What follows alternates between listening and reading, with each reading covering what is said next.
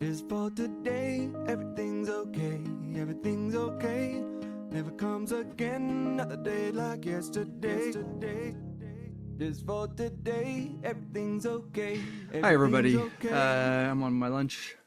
I just got back from the Y where I did some high intensity interval training and camped out in the sauna for 15 minutes. Anyway, I always come back feeling a little noodly, but healthy. And I come back with a nice big Moses beard. It's all sort of fills out. Anyway, I'm going to try to make this one shorter. I'm going to be saying something that other people are saying, which I'm sure everyone's aware of, the irony. And this is going to be called something like what unethical, possibly illegal therapy has to do with the food industry, or what does illegal or what does unethical, possibly illegal therapy practices, how does that look like the food industry? So it goes something like this. Imagine, so here are some of the rules of therapy. During the time that you're paying for the therapist, no matter how human, no matter what their issues are, unless you know, the rules in California, unless you are actually directly, imminently threatening life, limb, or property, your own or someone else's, everything is confidential. The time that is spent is completely yours. The therapist, of course, may have lots of opinions about what might be good for you, but it is not the therapist's time. It's not for the therapist, right? So one of the rules is the therapist must keep in mind what's best for the client the entire time. If there's business to be transacted, it's probably better to do it outside of the therapy session or to make it very brief. If there are personal conversations in which the therapist shares their personal life, which you can and should do, but it should be done to sort of set you at ease and set everyone at ease and let people know that you're just a human being and to make it feel warmer. But it should not be, oh, you riffing for 15 minutes at the beginning of someone else's session to talk about something that's of interest to you, even if you're particularly talented at weaving it into, well, this is a good point, you know, that you're making or whatever.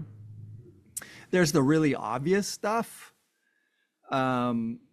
Be super careful how you refer to people's bodies. You don't want to ever communicate sexual interest or even to draw attention. You can say things like, oh yeah, you look really nice, or your face looks pretty relaxed, and you know, that makes me happy. I'm glad that you're feeling healthy this week. But you don't comment on people's appearances as far as whether they're really beautiful, etc. Sometimes people do if they've really developed a strong relationship and if it's been a topic of conversation, but that's especially, you have to be really careful between opposite genders or between genders that are attracted to one another. So if you're a male therapist with a gay male client, then you're going to be careful about how you talk about appearance, sexuality, et cetera, so as not to confuse things. You keep really, really clear boundaries. You do not ask clients to give you marketing feedback, post on your website to say how wonderful you are. Well, these are like, you know, way over the line. You do not ask clients for favors, you know. There's some places where this can be blurred, like in a small town, but at a big town where there are tons of therapists, you don't say, hey, you're actually a house painter and maybe money's a little tight. If you will come over and paint my house for free, I'll give you therapy for 6 months for free. That gets really inappropriate. You essentially don't task your clients. You certainly don't bring your personal stuff into therapy. Stuff that gets really unethical, possibly illegal, is, say you have a client who is really triggered by men, but you happen to be really triggered by women, and they're complaining about men and my dad and men are like this and that. It's your job to help them have a different experience of a man. It's not your job to be like, well, you're full of crap. My mom did X, Y, or Z, and you're sitting here blaming, right? So you certainly don't bring your stuff in, even if it feels uncomfortable. There's some gray areas around racial stuff, right? If you have a client who uses racial epithets and is really, really insulting to a particular religion or race or gender, it's your job to attempt to help them be in a position to heal and to see that that kind of anger and hatred of any group isn't good for them. But if you can't do that without feeling defensive, it is possible just to have a conversation and to say, I may not be able to accommodate this. You deserve to have someone accommodate that, but it triggers me a little bit. And maybe I'm not the best therapist for you, but you certainly don't take it personally and start retaliating. You never retaliate because something feels personal or because you feel insulted. You might say, I want to share with you respectfully that when you said X, Y, or Z, I felt insulted, because it's good to help people work out the human component and to actually get respectful feedback. People in their lives may not be honest with them, but you don't bring your own stuff in. When someone is telling about you don't align with people, right? You empathize, but you don't sympathize. If someone's telling you about their horrible experiences with their father, you don't be like, I know, like, I can't believe it. Like, there are men like that. Like, my dad was like that. And, I really feel for you because now all of a sudden your emotion and your childhood, you're not in control and keeping a focus on this person healing. You're essentially using the opportunity to align with them and be like, I feel the same way too. And you can pretend that you're helping them know that there are other people. But the truth is, you're just sort of narcissistically making the session about you and getting a chance to complain about your childhood. On rare occasion, I will report in fairly abstract terms things that I experienced, but I only do it if I'm feeling calm and in a centered place. And if there's a real lesson where I can say, hey, look, I think this might help you. I had this experience and I had this kind of learning, and I think maybe that this way of approaching it might help you. And if it helps them to know, oh, he didn't just get that out of a textbook, like he actually had the experience, he actually knows at an intricate level what goes on here. But again, if you're getting triggered and you're feeling uncomfortable and you want to talk about what happened, that's not their job. They're paying you, right? So there are all these things that go into being a therapist, being an ethical therapist, being a good therapist, being an effective therapist, staying present, not making anything personal, not bringing your own stuff into it, not tasking the client to help you with your business or to post on your website about what a wonderful job you did, not complaining about your life or that you need more money or whatever. If you raise your rates, you don't say, well, I had a couple kids and I'm really struggling. My wife, like, that's not their job. It makes it hard for people to heal when they feel that they have to be empathetic and they have to task themselves emotionally to take care of their therapist. And a lot of people are nice people and they just do it instinctively. They can't help it. That's why you don't bring your stuff in. All right. So the topic was, how unethical, maybe even illegal therapy is like the food industry. And some of you may see where this is going already, and it's not a super complicated point. Let's add one more thing on therapy. You certainly don't bring attraction in. You don't pretend you're helping a client by telling them, yes, I find you very attractive. And everyone knows there is no contact and no sexual contact. I mean, you'd be shocked 15 years ago, this stuff was actually going on and there really weren't even clear laws about it. And there'd be a therapist who was seeing a client and was like, well, we've been seeing each other for 3 years and dating them at the same time as pretending to treat them. I mean, this is just incredibly unethical, because once you start having sex with someone and develop romantic feelings, suddenly you're going to be attempting to manipulate them emotionally in a way to make yourself feel comfortable. So suddenly you have an agenda.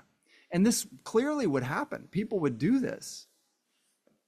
So that's incredibly unethical. There's no way to take care of a client if you're also romantically involved with them, having sex with them, or even romantically involved with one of their family members who you're going to feel obligated or inspired to protect the family member. And maybe you'll start looking at the client as more of a problem than they are because you're having sex with the client's mom or dad or sister, like whatever. Like, this is just horrible, right? These are reasons to yank somebody's license. So, what has the food industry done? Remember, there used to be like beets, potatoes, tomatoes, beef cattle that wandered around out on the range and just ate grass and had to be fairly healthy because they probably got preyed upon by wolves or coyotes sometimes. Corn that wasn't modified, right? It was just food. Fish out of the river. It was just food. It was just food. There wasn't anything special about it. It was just food. It was just food. Sorry, guys, I'm going to have to pause. Sorry about that. Just had a delivery and ran down the stairs and back up the stairs. I'm out of breath. It was just food, right? There was no fortified flour that had been stripped and bleached and then attempted to reinfuse it with vitamins, right? You know that. That's why it's called fortified. It's not because they made it healthier. It's because they stripped most healthy things out of it and then attempted to replace it and then marketed it by acting like that attempt to replace what was healthy is somehow added value. It's not. It's not added value. So, so there used to be just food. It's just food. A strawberry was just a strawberry, the way a strawberry grows. And there was some modification in the sense that people who farmed would, encourage certain strains that are bigger, so strawberries get bigger, et cetera, et cetera. And then we gained a certain amount of technical know-how and then began to genetically modify food. So for example, if you don't know, fruit has a certain amount of sugar in it, but it's not super unhealthy because most of the sugar is locked inside fiber. So when you eat a piece of fruit, it just very slowly, as your body breaks down the fiber, it just very slowly drips that sugar into your system, which is fine, right? What's unhealthy about sugar is when you get these huge spikes because of just ingesting a massive amount of pure sugar. And they started modifying fruit until the sugar, even the quote unquote natural sugar content, is significantly higher, 5 times, 10 times higher than what it was before they begin genetically modifying it. And of course, we all know that monocropping and these massive crops, these massive factory farm type situations, in order to keep, right, these plants become weaker and it weakens the soil. And so in order to keep these plants growing, they have to really kill off, birds, insects, any possible mold, blight, whatever. So they're just spraying pesticides all over this stuff in order to be able to grow this food, right? So tons of pesticides on things. I know lots of people who are like, you know what, organic is not, they still spray pesticides on it. Come on. Maybe they do, maybe they don't. I don't know. But you're probably getting what my point is. You can pay double, sometimes triple, for organic fruit, organic food, in which they're like, well, this has not had pesticides sprayed on it. This is not genetically modified. This is grown in soil that is nutritionally dense with nutrition. So you're getting nutritious food, right? The whole supplement industry has sprung up. There's a whole billion-dollar industry. Why? Because we used to get plenty of nutrition and iron and vitamin C from the food, but the food has been so modified in order to be able to have a shelf life, to be shipped across the country, to be bigger, to be sweeter, to withstand pesticides, to withstand blight that comes from monocropping, that it's just lost nutritional value. And so the food industry is just like, well, if you want food that's actually food, you're going to have to pay 3 times the price. We'll sell you this other stuff. This other stuff is the normal food, right? This is the way people talk about it, as if like, well, you can just shop for like regular food, grocery store food, and then there's organic. Oh, are you one of those kind of people? Oh, all organic, Mr. Organic. Are you organic? No, you dumb shit. I'm somebody who eats normal food, because the organic food is an attempt at normal food. What they're selling you is not normal. It's not normal food. And they've gamed the FDA, the food growers, everybody, and I don't know what caused it. Like, in order to produce enough food for 340 million people, I don't know what the logistics are. So I don't know if it's their fault or not their fault or whatever, but it is a massive mind fuck that the food industry has convinced the American population that there's normal food and then there's organic food. The organic food is an attempt at normal food. The normal food is completely not normal at all. It's not normal. So now I'm going to make the comparison. I'm a therapist, and I come to you and I'm like, hey, look, I can sell you therapy at $75 an hour, $100 an hour. You come in for a session for $75. This is normal. It's affordable. I don't want you to look too closely, but when I do this, actually, if I find you attractive, I may start hugging you and giving you a kiss on the cheek and trying to elicit sexual response. This is just normal. This is just normal therapy. And if you start talking about stuff, if I happen to have had a childhood that has that stuff in it too, and I haven't resolved it on my own in my own therapy, I might take up 20 minutes of your time complaining about what my dad did to me. $75 an hour, that's just normal therapy. When we're done with therapy, I might pressure you a little bit. I might use my position as this expert in emotional issues and psychological issues to be like, hey, I really think it would be a great graduation for you if you wrote something on my website and just said something about what a wonderful job I've done. Just normal therapy. It's insane. That's insane. Normal therapy is no sexual contact. No contact if the person don't want it. Maybe you don't even shake the person's hand. Being super, super clear that I have to respect your body, your psychological body, your emotional body, whatever it is you're bringing in the room. I'm seeking to help you heal and help you to find a way to a better life. It isn't here. The interaction is not for me. That's normal.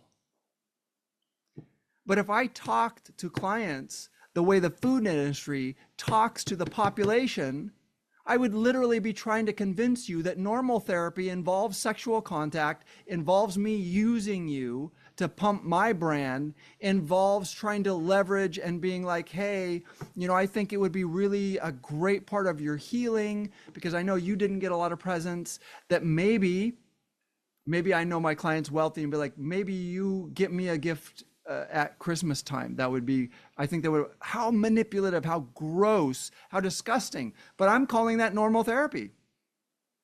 Now, if you want the therapy where I don't initiate sexual contact with you and I don't manipulate you to get you to support my brand and I don't manipulate you to get gifts out of you and I don't use your time to talk about myself and my own childhood, well, that's going to cost you a lot more. That's organic therapy. That's what that is. That's organic therapy. Hey, by the way, guys, I'm going to take this model. I'm going to take this model from the food industry. I'm going to offer organic therapy. It's going to be $500 an hour.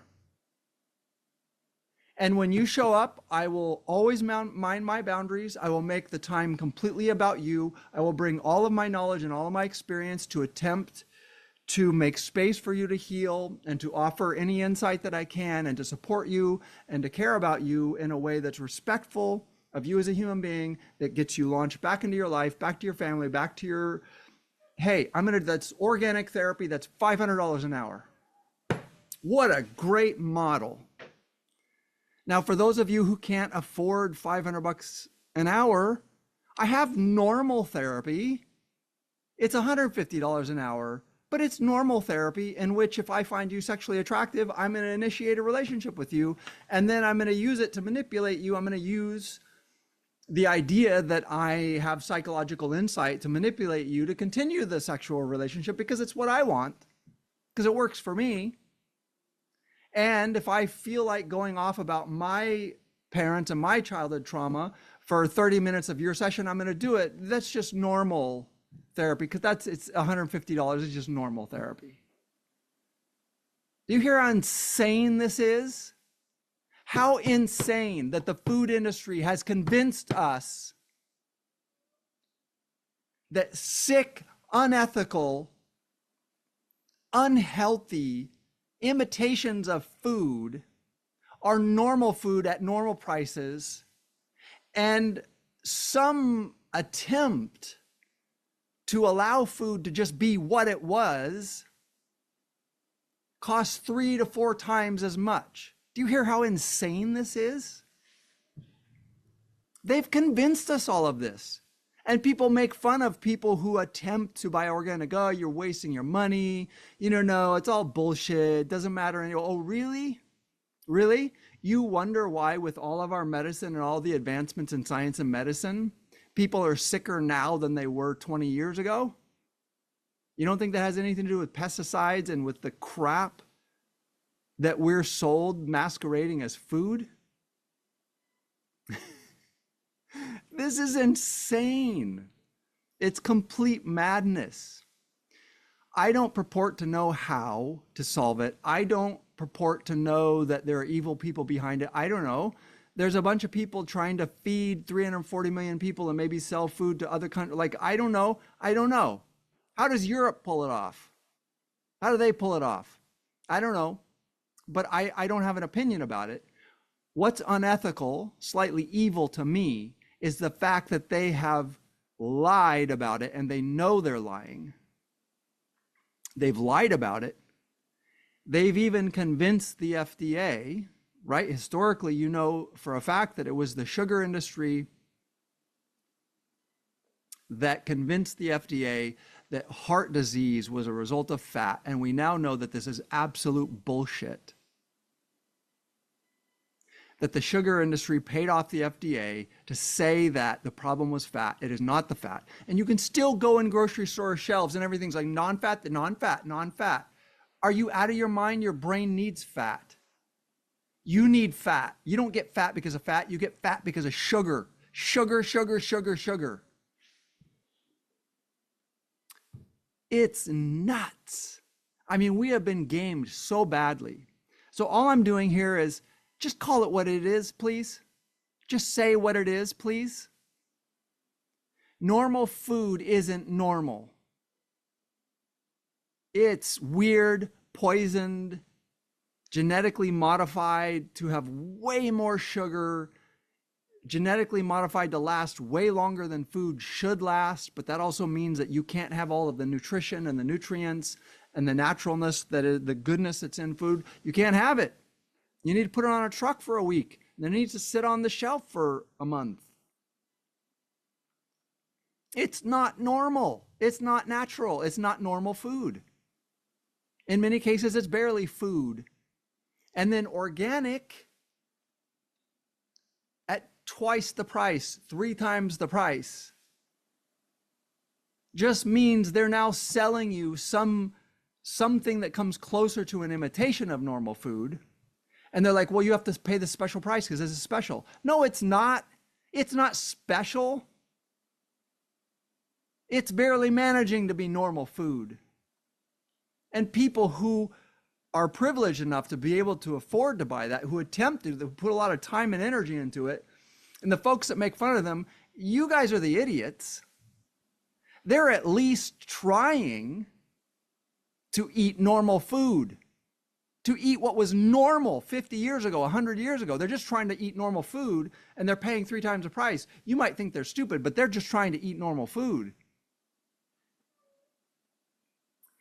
The food industry has absolutely gamed the narrative. And that's what I'm calling them out on. I don't know what the logistics are. I don't know how to sort. I don't know. They might be doing something that they have to do, but they're lying. Normal food is not normal or natural at all. Organic food is just a facsimile. There might be some places that are genuinely organic, sincerely. And you might be getting a potato that's just like what a potato is, right? But even the organic food, I would be willing to guarantee you a lot of times they're like, well, we need pesticides. We can't do this without it. Costs too much. It's a pain in the ass. I don't know what's going on. I'm just telling you they're lying. They're lying. And we bought it. People talk about it that way. So if you make fun of people who buy organic, you're wrong. That's asinine, because they're trying to buy normal food for themselves and their kids. And yes, you have to be somewhat privileged. Yes, there are lots of people who just can't. They can't. They don't have a choice. They just can't. This happens to poor communities where people are like, oh my God, it's a poor community. Well, why don't they go on a diet? No, you don't understand. What happened to them is they're buying and eating the only food available to them, which is the cheapest food. And the cheapest food is the most modified, is the unhealthiest food.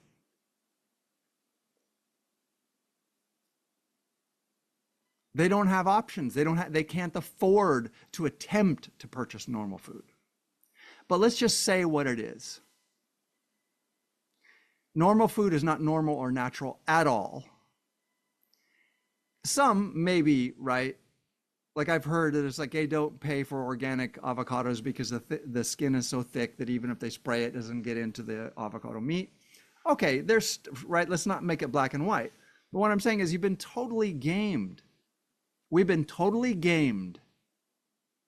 The fact that we make fun of organic food or act like there's some woo-woo thing, you know, oh my God, oh, Mr. Organic, really? That person is just getting as close as they can to what's normal food because the food industry has convinced you that there's something woo-woo because they're charging you 3 times the price, but they're charging you 3 times the price to buy what was normal 100 years ago. Okay?